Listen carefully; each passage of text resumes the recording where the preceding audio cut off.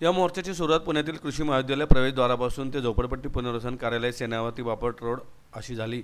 यावेळी झोपडपट्टी धारकांचे विविध प्रश्न अजून सोडवले गेले नाहीत, ते प्रश्न तात्काळ सोडवा, अन्यथा राज्यभर आंदोलन करण्याचा इशारा वंचित आघाडीचे नेते ॲडव्होकेट प्रकाश आंबेडकर यांनी दिला। या आंदोलनाचे आयोजन पुणे शहराध्यक्ष ॲडव्होकेट अरविंद तायडे यांनी केले होते।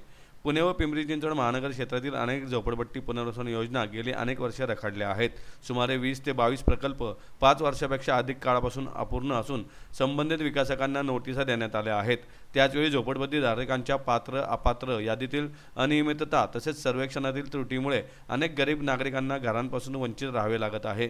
यामुळे केंद्र व राज्य सरकारच्या सर्वांसाठी घर या उद्दिष्ट पूर्ण होत नाही। रखडलेल्या प्रकल्पांचा आढावा व पूर्णता मुदत निश्चित करावी, अपूर्ण प्रकल्प विकासकांविरुद्ध दंडात्मक कारवाई व प्रकल्प हस्तांतरण करावा, झोपडपट्टी धारकांच्या पात्रतेचे नवे सर्वेक्षण करावे, SRA संमती व सन्मानपूर्वक सहभाग असावा आदी मागण्या यावेळी करण्यात आल्या। या आंदोलनात वंचितचे राष्ट्रीय महासचिव ॲडव्होकेट प्रियदर्शनी तेलंग, महाराष्ट्र राज्याचे सचिव डॉक्टर अनिल जाधव, ॲडव्होकेट सर्वजित बनसोडे, उपाध्यक्ष महाराष्ट्र राज्य अनिता सावळे, सचिव महिला आघाडी पुणे शहराध्यक्ष ॲडव्होकेट अरविंद तायडे आदी प्रमुख पदाधिकारी व पुणे व पिंपरी चिंचवड परिसरातील नागरिक व कार्यकर्ते मोठ्या संख्येने मोर्चात सहभागी झाले होते।